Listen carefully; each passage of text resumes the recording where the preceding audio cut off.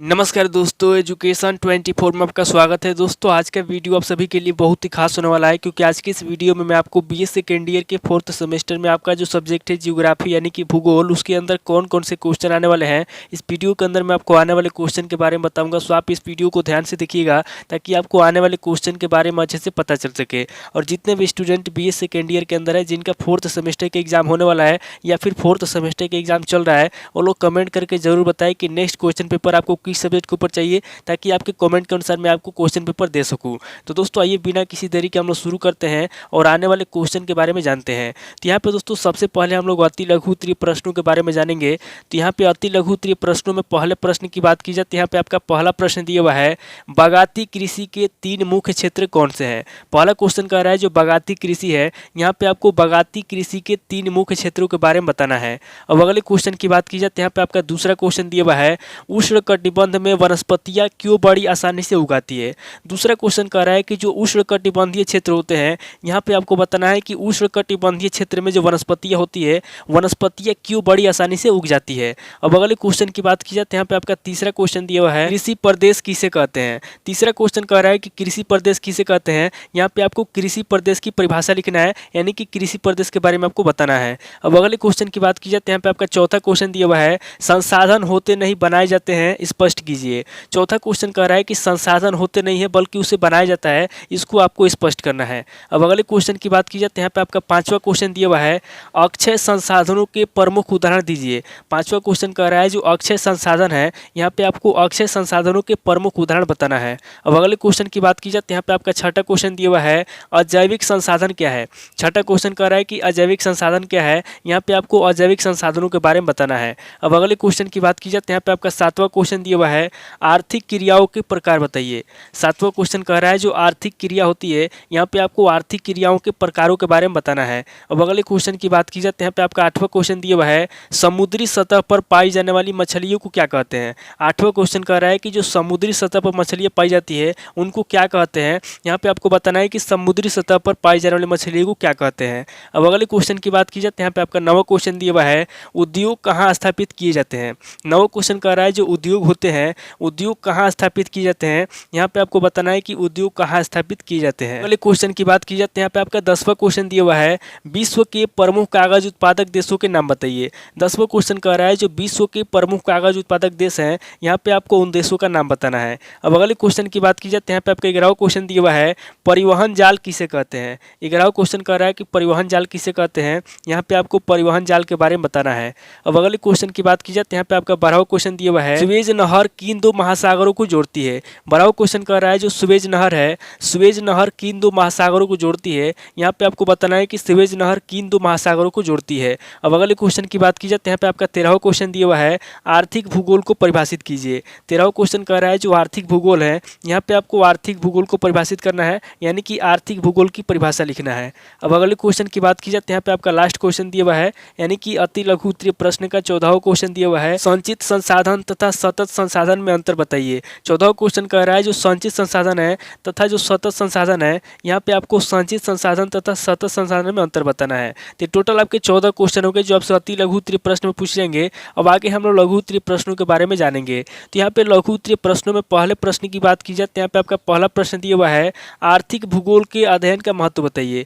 पहला क्वेश्चन कह रहा है जो आर्थिक भूगोल है, यहाँ पे आपको आर्थिक भूगोल के अध्ययन का महत्व बताना है। अब अगले क्वेश्चन की बात की जाए तो यहाँ पे आपका दूसरा क्वेश्चन दिया हुआ है, स्थानांतरण कृषि किसे कहते हैं। दूसरा क्वेश्चन कह रहा है कि स्थानांतरण कृषि किसे कहते हैं, यहाँ पे आपको स्थानांतरण कृषि के बारे में बताना है। अब अगले क्वेश्चन की बात की जाए तो यहाँ पे आपका तीसरा क्वेश्चन दिया हुआ है, प्राकृतिक संसाधन किसे कहते हैं। तीसरा क्वेश्चन कह रहा है कि प्राकृतिक संसाधन किसे कहते हैं, यहाँ पे आपको प्राकृतिक संसाधन के बारे में बताना है। अब अगले क्वेश्चन की बात की जाए तो यहाँ पे आपका चौथा क्वेश्चन दिया हुआ है, आर्थिक भूदृश्यों की गतिशीलता पर प्रकाश डालिए। चौथा क्वेश्चन कह रहा है जो आर्थिक भूदृश्य है, यहाँ पे आपको आर्थिक भूदृश्यों की गतिशीलता पर प्रकाश डालना है।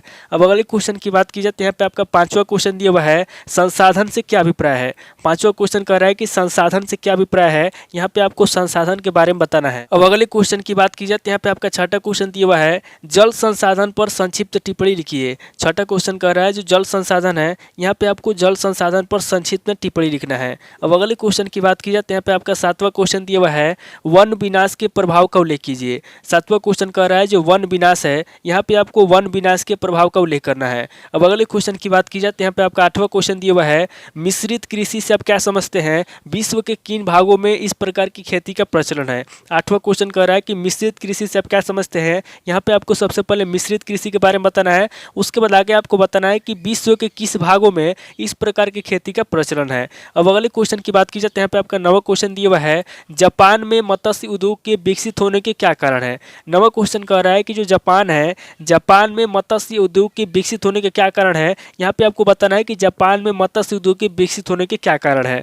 अब अगले क्वेश्चन की बात की जाए तो यहाँ पे आपका 10वां क्वेश्चन दिया हुआ है, मैग्नीज उत्पादक देशों में भारत का महत्व बताइए। 10वां क्वेश्चन कह रहा है कि जो मैग्नीज उत्पादक देश है उनमें भारत का महत्व बताना है कि उसमें भारत का क्या महत्व है। अगले क्वेश्चन की बात की जाए तो यहाँ पे आपका 11वां क्वेश्चन दिया हुआ है, तांबा का अंतर्राष्ट्रीय व्यापार में महत्व निर्धारित कीजिए। 11वां क्वेश्चन कह रहा है कि तांबा का अंतर्राष्ट्रीय व्यापार में क्या महत्व है। यहाँ पे आपको अंतर्राष्ट्रीय व्यापार में तांबा का महत्व बताना है। अब अगले क्वेश्चन की बात की जाए तो यहाँ पे आपका 12वां क्वेश्चन दिया हुआ है, कृषि भूमि उपयोग की अवस्थाएं बतलाइए। 12वां क्वेश्चन कह रहा है जो कृषि भूमि उपयोग है, यहाँ पे आपको कृषि भूमि उपयोग की अवस्था बताना है। अब अगले क्वेश्चन की बात की जाए तो यहाँ पे आपका 13वां क्वेश्चन दिया हुआ है, लौह इस्पात उद्योग के स्थानीयकरण के कारकों का विवरण दीजिए। 13वां क्वेश्चन कह रहा है जो लौह इस्पात उद्योग है, यहाँ पे आपको लौह इस्पात उद्योग के स्थानीयकरण के कारकों का विवरण देना है। अब अगले क्वेश्चन की बात की जाए तो यहाँ पे आपका 14वां क्वेश्चन दिया हुआ है, लौह इस्पात उद्योग के स्थानीयकरण के कारकों के नाम बताइए। 14वां क्वेश्चन कह रहा है जो लौह इस्पात उद्योग है, यहाँ पे आपको लौह इस्पात उद्योग के स्थानीयकरण के कारकों का नाम बताना है। अब अगले क्वेश्चन की बात की जाए तो यहाँ पे आपका 15वां क्वेश्चन दिया हुआ है, सुएज नहर का व्यापारिक एवं वाणिज्यिक महत्व बताइए। 15वां क्वेश्चन कह रहा है जो सुएज नहर है, यहाँ पे आपको सुएज नहर का व्यापारिक महत्व बताना है और उसका वाणिज्यिक महत्व भी बताना है। अब अगले क्वेश्चन की बात की जाए तो यहाँ पे आपका 16वां क्वेश्चन दिया हुआ है और लघु उत्तरीय प्रश्न का लास्ट क्वेश्चन दिया हुआ है, कामे कान व्यापार प्रखंड में जुड़े देश एवं उनके उद्देश्य बताइए। 16वां क्वेश्चन कह रहा है जो कामे कान व्यापार प्रखंड है, यहाँ पे आपको कामे कान व्यापार प्रखंड में जुड़े देश बताना है और उसके उद्देश्य बताना है। तो टोटल आपके 16 क्वेश्चन हो गए जो आपसे लघु उत्तरीय प्रश्न में पूछे जाएंगे। अब आगे हम लोग दीर्घ उत्तरीय प्रश्नों के बारे में जानेंगे। तो यहाँ पे दीर्घ उत्तरीय प्रश्नों में पहले प्रश्न की बात की जाए तो यहाँ पे आपका पहला प्रश्न दिया हुआ है, संसाधन संकल्पना या परिभाषा की व्याख्या करते हुए संसाधनों का वर्गीकरण कीजिए। पहला क्वेश्चन कह रहा है जो संसाधन संकल्पना है, यहाँ पे आपको संसाधन संकल्पना या परिभाषा देना है और उसकी व्याख्या करते हुए संसाधनों का वर्गीकरण करना है। अब अगले क्वेश्चन की बात की जाए तो यहाँ पे आपका दूसरा क्वेश्चन दिया हुआ है, आर्थिक भूगोल के विभिन्न आधारभूत संकल्पनाओं का आलोचनात्मक विश्लेषण प्रस्तुत कीजिए। दूसरा क्वेश्चन कह रहा है जो आर्थिक भूगोल की विभिन्न आधारभूत संकल्पना है, यहाँ पे आपको आर्थिक भूगोल के विभिन्न आधारभूत संकल्पनाओं का आलोचना करना है और उसका विश्लेषण प्रस्तुत करना है। अब अगले क्वेश्चन की बात की जाए तो यहाँ पे आपका तीसरा क्वेश्चन दिया हुआ है, विश्व में अयस्क के उत्पादन एवं वितरण तथा अंतर्राष्ट्रीय व्यापार का उल्लेख कीजिए। तीसरा क्वेश्चन कह रहा है जो अयस्क है, अयस्क का जो उत्पादन है, यहाँ पे आपको विश्व में अयस्क के उत्पादन के बारे में बताना है और उसके वितरण के बारे में बताना है तथा उसके अंतर्राष्ट्रीय व्यापार का उल्लेख करना है। अब अगले क्वेश्चन की बात की जाए तो यहाँ पे आपका चौथा क्वेश्चन दिया हुआ है, कृषि को वर्गीकृत करने के आधारों को स्पष्ट करते हुए विश्व में कृषि प्रकारों का वर्णन कीजिए। चौथा क्वेश्चन कह रहा है जो कृषि है, यहाँ पे आपको कृषि को वर्गीकृत करना है और वर्गीकृत करने के आधारों को स्पष्ट करते हुए विश्व में कृषि प्रकारों का वर्णन करना है।